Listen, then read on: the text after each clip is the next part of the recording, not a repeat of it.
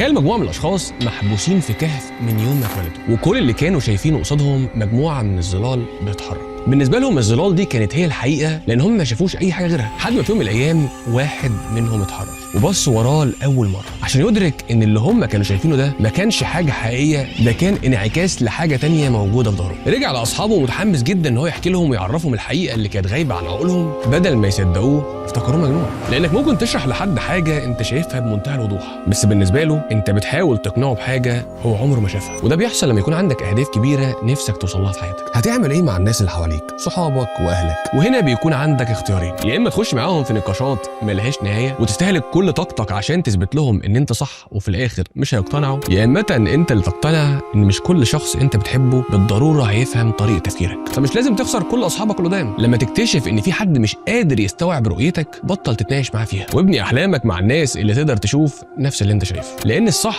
مش ان انت تقنع الناس اللي حواليك بالخطط والاهداف بتاعتك، الصح انك تعرف مين ينفع تحكي له عنها. انا كريم حنفي، سلام.